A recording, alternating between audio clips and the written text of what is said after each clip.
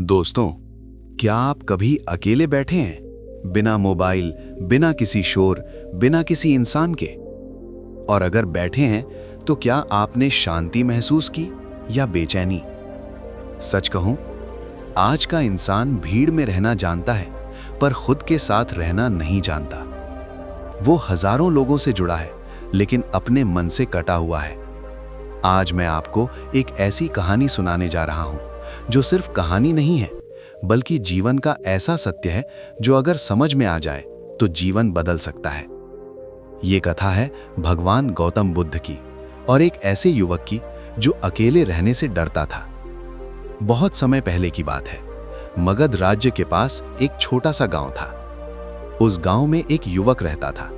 उसका नाम था आर्यन। आर्यन बुद्धिमान था, सुंदर था और मिलनसार भी था। गांव के लोग उसे पसंद करते थे। दोस्तों की कोई कमी नहीं थी उसके पास। लेकिन उसकी एक बड़ी समस्या थी। वो कभी अकेला नहीं रह पाता था। अगर उसके दोस्त उसके पास ना हो, अगर घर में कोई बात ना कर रहा हो, अगर शाम को बाहर भीड़ ना हो, तो उसका मन घबराने लगता। उसे लगता जैसे अंदर कोई खालीपन है, जैसे कुछ टूट रहा हो, जैसे वो खुद से भाग रहा हो। एक दिन उसके पिता ने उससे कहा, बेटा, जीवन में अगर मजबूत बनना है तो अकेले चलना सीखो। आर्यन हंस पड़ा। पिताजी, इंसान सामाजिक प्राणी है, अकेले रहने से क्या मिलेगा? पिता मुस्कुराए। एक दिन समझोगे। कुछ समय बाद गांव में खबर फैली कि भगवान गौतम बुद्ध पास के वन में ठहरे हुए हैं। लोग दूर दूर से उनके दर्शन के लिए आ रहे हैं। आर्यन के मित्र भी जाने लगे।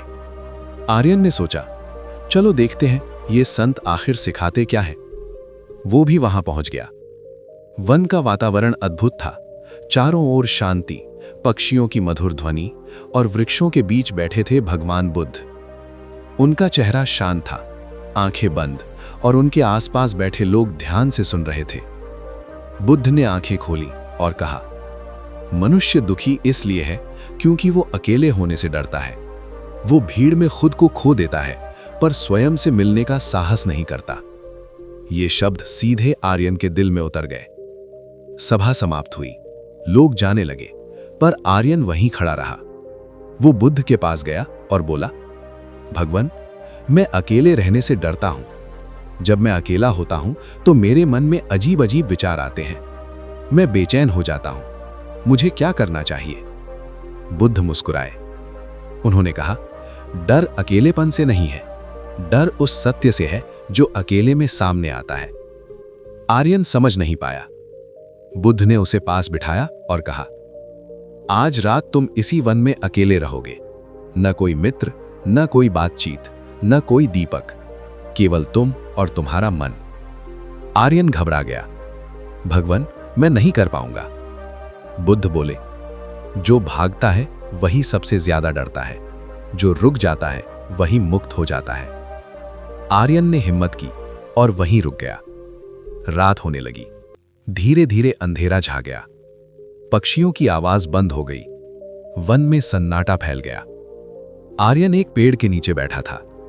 पहले तो उसने खुद को संभाला, फिर कुछ देर बाद उसके मन में विचार आने लगे। अगर कोई जंगली जानवर आ गया तो?